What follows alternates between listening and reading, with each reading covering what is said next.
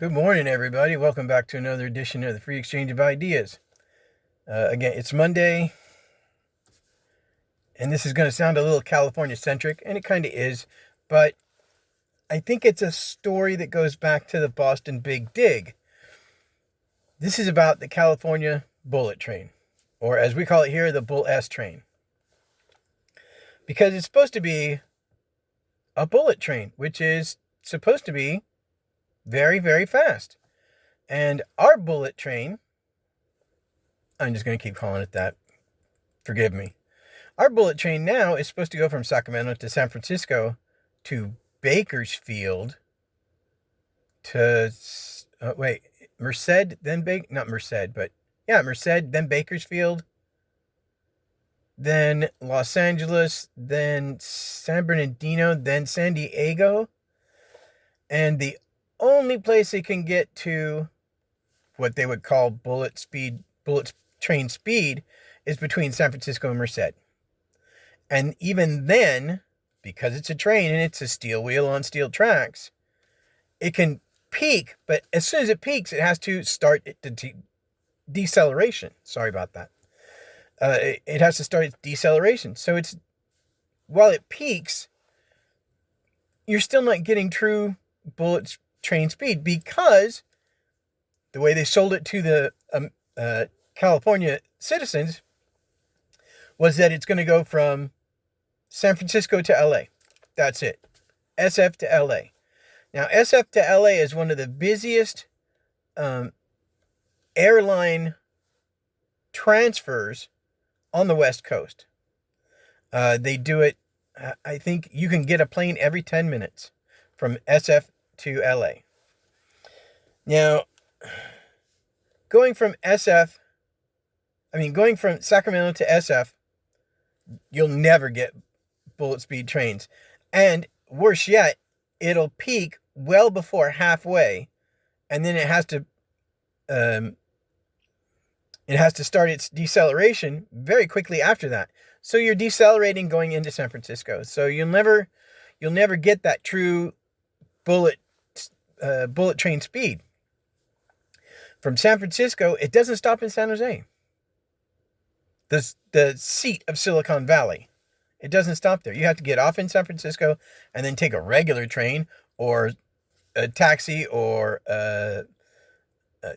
some other kind of transportation to get there. Okay, I get that. Sorry, somebody just texted me. When it was sold to us, and idiots voted for it, pardon my, no, they know. It was sold to us at $92 billion. $92 billion to build the whole thing. And that was just San Francisco to Los Angeles. There were no stops in between. There were no Central Valley moves. It was alleged to go straight down 5 or straight down 101 and then over the mountain into LA, or around the mountain into LA. That didn't happen.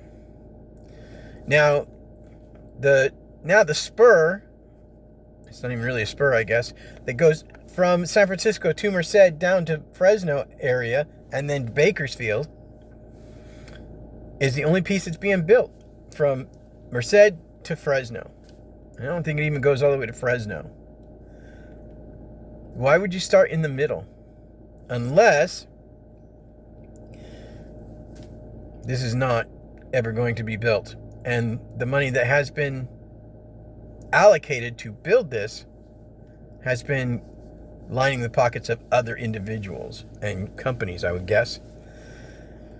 The bullet train manufacturers from France and from Japan came here to help us do this. France said, we're 2 years in. France said, we're out. We're done. We're moving. They said, we will go to North Africa where the politics are more in line and we don't have to jump through hoops to get nothing done. So they left California because of the politicians and the people that wanted to take this money. So from there it goes to, from 92 billion, it goes to now currently it's at $130 trillion. $130 trillion.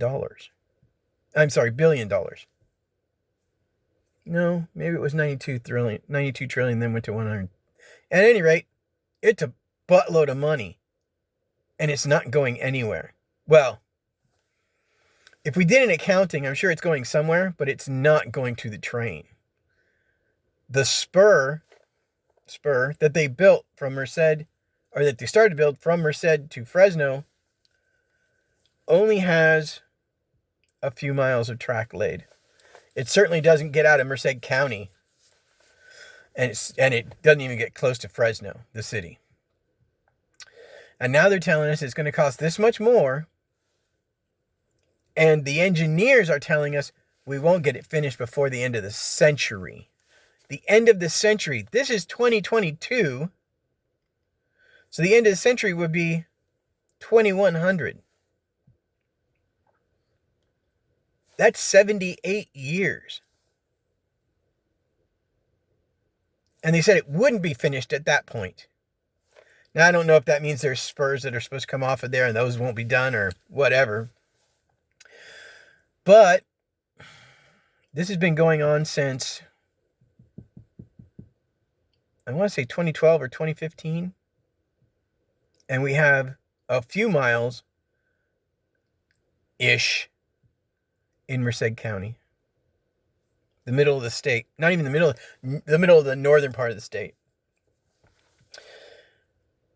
This reminds me very much, and I said this in the beginning, this reminds me very much of the Boston Big Dig. The Boston Big Dig was supposed to be a subway tunnel. And the dig itself went on for decades before they finally closed it down. Now, how many politicians and their lackeys and quite possibly organized crime got their pockets lined? I just want you to think about that for a second. And that's exactly what's happening in California. We got tons of cash from the U.S. government to build this train because they thought, oh yeah, well, it'll be just like, the subways on the East Coast where you can go from Connecticut to New York or further. But they don't have a bullet train there. Why not? Because they can go from Boston to Fort Lauderdale on several trains, but you can do it, but not on a bullet train. Why would we do it on the West Coast where we are so vehicle driven, so car driven? I mean, honestly, the freeways are packed every day. The trains that go for me, from my hometown to where I work, I cannot get there in time because the first train doesn't leave until 5:30-ish, and the first bus doesn't leave till just before that. I cannot get to work on time because it's 2+ hours, and I have to be here at 7. So, I don't know what they expect from us anymore. They being politicians.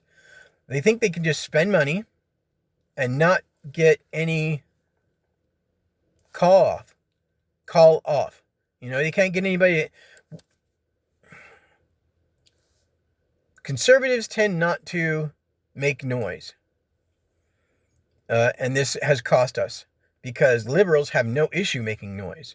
And a lot of the liberal issues that are noisemakers are almost exclusively social, which is, I don't begrudge them that. It's just that conservatives tend to work from a young age. And by that I mean, 16, 17, 18 years old. We either have a regular job that will help lead us to a career, or we are beginning our career at that time. As opposed to liberals who, when they do get a career, it tends to be a voluntary or volunteer type career in politics or local politics usually. Now, this is not to say, I mean, this is not a hard and fast rule. Like every rule, it's not hard and fast. There are exceptions to every rule, period, including that. But we conservatives just don't make a lot of noise because we're busy. We're taking care of family. We're working, blah, blah, blah. We tend to put in more hours outside of lawyers and doctors. And we have to think about these things. We have to think about our budget. We have to think about how much money we have to allocate now to the state in order to maintain the state. California has the highest gas taxes at $1. I think it's $1.54, somewhere around there, $1.50 in taxes. That's before the price of gasoline. Do you know right now, gasoline in California averages over $6.50. The average for the nation is $3.45. For the nation, not California. Not California. And God bless his heart, our governor has decided to give us some money back, but not lower taxes. That's not a good idea. We need that money coming into the coffers so we can do other things. They won't tell us what other things. So, this is a bit of a rant and a bit of a history lesson and a bit California centric. I'm not going to lie to you. I don't want to do this all the time. I mean, California centric stuff. I don't want to do all the time.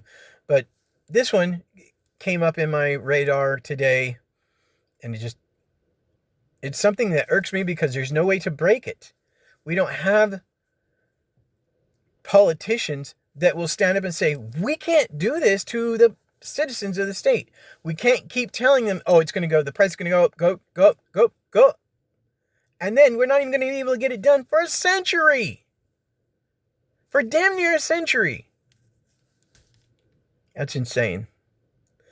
And that's all I got for you today, guys. I really appreciate you coming back and checking out the channel. Hopefully I'm giving you some good information and piquing your interest to look into it. All right. You guys have a great day. See ya!